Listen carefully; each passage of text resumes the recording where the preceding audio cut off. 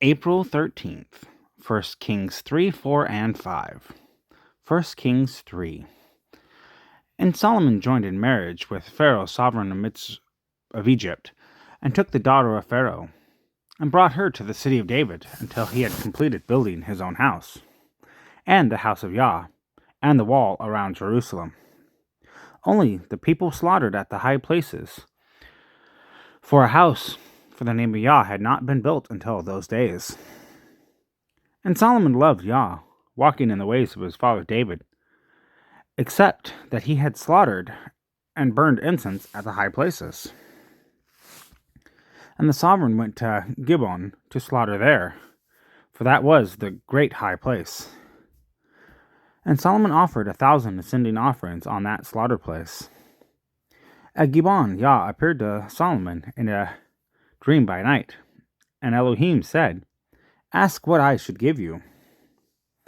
And Solomon said, "You have shown loving commitment to your servant David, my father, as he walked before you in truth and in righteousness, and in uprightness of heart with you. And you have guarded for him this great loving commitment, and did give him a son to sit on his throne, as it is this day. And now, O Yah, my Elohim, you have set up your servant to reign instead of my father David. But I am a little child. I do not know how to go out or to come in. And your servant is in the midst of your people, whom you have chosen, a great people, too numerous to be numbered or counted. Shall you then give to your servant an understanding heart to rule your people, to discern between good and evil? For who is able to rule this great people of yours?" And the word was good in the eyes of Yah, that Solomon had asked this. So Elohim said to him, "Because you have asked this, and have not asked for long life for yourself, nor have asked for riches for yourself, nor have asked the life of your enemies, but have asked for yourself discernment to understand right ruling, wisdom. See, I shall do according to your words. See, I shall give you a wise and understanding heart, so that there was none like you before you, and none shall be like you, and none like you shall arise after you. And I shall give to you what you have not asked, both riches and esteem, so that there shall not be anyone like you among the sovereigns all your days. And if you walk in my ways to guard my laws and my commands, as your father David walked, then I shall prolong your days." And Solomon awoke, and see, it was a dream.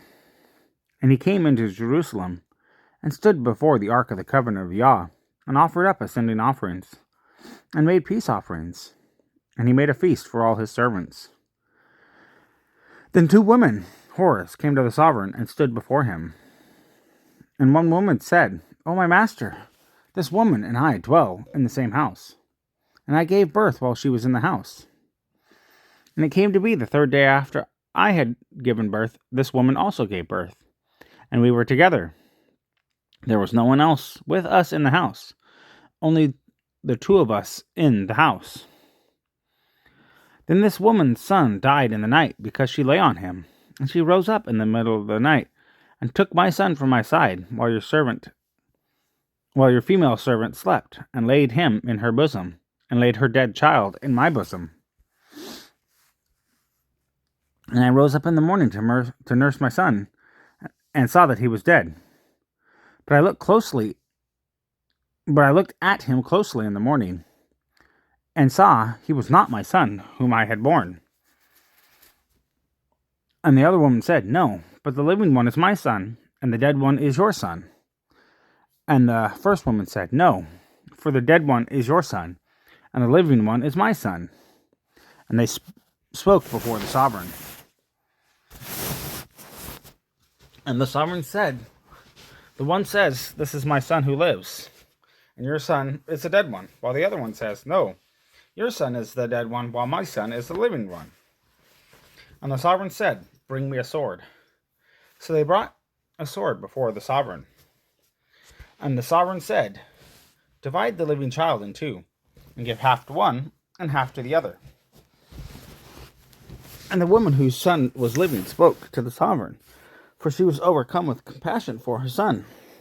She said, "O my master, give her the living child, and by no means kill him." But the other said, "Let him neither be mine nor yours, but divide him." And the sovereign answered and said, Give the first woman the living child, and by no means kill him. She is his mother. And all Israel heard of the right ruling, which the sovereign had rendered. And they feared the sovereign, for they saw that the wisdom of Elohim was in him to do right ruling. 1 Kings 4. And it came to be that sovereign Solomon was sovereign over all Israel. And these were his chief officials: Azar Yahu, son of Tzadok the priest, Elihoreph, and Ahiah, sons of Shisha,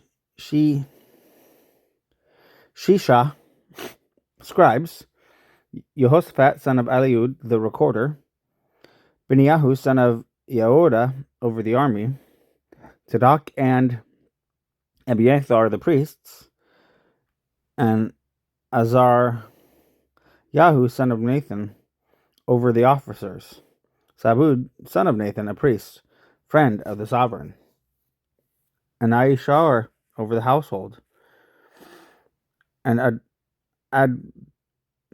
Adoniram, son of Abda, over the compulsory labor. And Solomon had 12 governors over Israel, who provided food for the sovereign and his household. Each one made provision for one new moon of the year. And these were their names: Ben-Hur in the mountains of Ephraim, Ben-Dekur in Magatz, and Sha'albim, and Beth Shemesh, and Elon Beth Hanan, Ben Hesed, and Aruboth, Soko, and all the land of Hephir were his.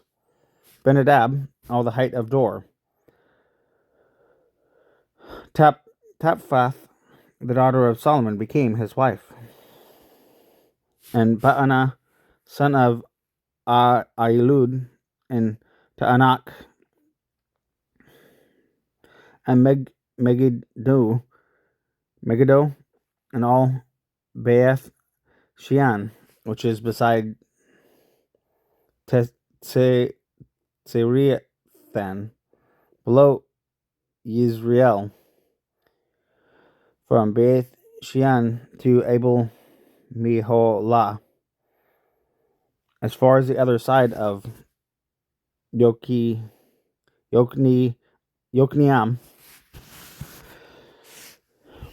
Ben Geber, and Ramoth Galad, the towns of Yair, son of Manasseh, in Galad were his.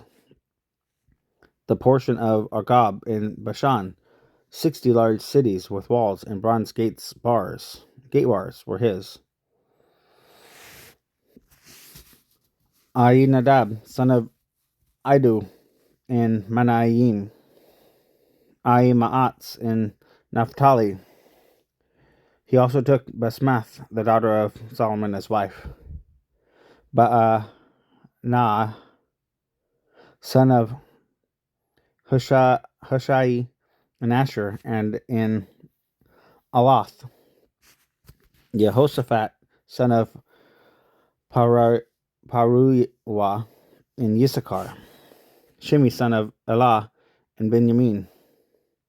Geber, son of Uri, in the land of Galad, in the land of Shihon, sovereign of the Amorites, and of Og, sovereign of Bashan, and one governor was in the land. Judah and Israel were as numerous as the sand by the sea, eating and drinking and rejoicing. And Solomon was ruling over all reigns from the river to the land of the Philistines, as far as the border of Egypt. And they did taskwork and served Solomon all the days of his life. And Solomon's food supply for one day was 30 cores of fine flour and 60 cores of meal, 10 fatted cattle and 20 cattle from the pastures, and 100 sheep, besides deer and gazelles and roebucks and fatted fowl. For he was ruling over all on this side of the river from Titzphah even to Azah, over all the sovereigns on this side of the river. And he had peace on all sides round about him. And Judah and Israel dwelt safely, each man under his vine and his fig tree, from Dan as far as Beersheba, all the days of Solomon. And Solomon had 40,000 stalls of horses for his chariots, and 12,000 horsemen. And these governors, each one in his new moon, provided food for sovereign Solomon, and for all who came to the table of sovereign Solomon. There was no lack in their supply. They also brought barley and straw to the appointed place for the horses and steeds, each one according to his right ruling. And Elohim gave Solomon exceedingly great wisdom and understanding, and largeness of heart, like the sand on the seashore. And Solomon's wisdom excelled the wisdom of all the men of the east and all the wisdom of Egypt. For he was wiser than all men, than Ethan the Izrathite, and Heman, and Calcol, and Darda, the sons of Mahal, and his name was in all the nations round about. And he spoke 3,000 proverbs, and his songs were 1,005. And he spoke of trees, from the cedar tree of Lebanon, even to the hyssop that springs out of the wall. And he spoke of beasts, and of birds, and of creeping creatures, and of fish. And there came from all peoples, from all the sovereigns of the earth, who had heard of his wisdom, to hear the wisdom of Solomon. 1 Kings 5. And Hiram, sovereign of Sor, sent his servants to Solomon, because he heard that they had anointed him sovereign in place of his father, for Hiram had always loved David. And Solomon sent to Hiram, saying, You know my father was unable to build a house for the name of Yah his Elohim, because of the battles which were all around him, until Yah put them under the soles of his feet. But now Yah my Elohim has given me rest all around. There is neither adversary nor evil incident. And see, I intend to build a house for the name of Yah my Elohim, as Yah spoke to my father David, saying, Your son, whom I set on your throne in your place, he does build the house for my name. And now command that they cut down cedars for me from Lebanon, and let my servants be with your servants, and let me pay you wages for your servants according to whatever you say. For you know that there is none among us who knows to cut timber like the Sidonians. And it came to be, when Hiram heard the words of Solomon, that he rejoiced greatly, and said, Blessed be Yah this day, for he has given David a wise son over this great people. And Hiram sent to Solomon, saying, I have heard that which you sent me. Let me do all you desire concerning the cedar and cypress logs. Let my servants bring them down from Lebanon to the sea. Then I put them in rafts by the sea to the place you direct me. And I shall spread them out there. Then you take them up, while you do my desire by giving food for my household. And Hiram gave Solomon cedar and cypress logs, all his desire. And Solomon gave Hiram 20,000 cores of wheat as food for his household, and 20 cores of pressed oil. Thus Solomon gave to Hiram year by year. And Yah gave Solomon wisdom, as he promised him. And there was peace between Hiram and Solomon, and the two of them made a covenant. And sovereign Solomon raised up compulsory labor out of all Israel, and the compulsory labor was 20,000 men. And he sent them to Lebanon, 10,000 per new moon by courses. And they were 1 new moon in Lebanon, 2 new moons at home. And Adoniram was over the compulsory labor. And Solomon had 20,000 bearing burdens and 80,000 hewing stone in the mountains, besides 3,300 from the chefs of Solomon's deputies who were over the work, those ruling chiefs. Besides 3,300 from the chiefs of Solomon's deputies, I think I said chefs, who were over the work, those ruling over the people who labored in the work. And the sovereign commanded, and they brought large stones, precious stones, to lay the foundation of the house with hewn stones. And Solomon's builders, and Hiram's builders, and the men of Gebal did hew and prepared timber and stones to build the house.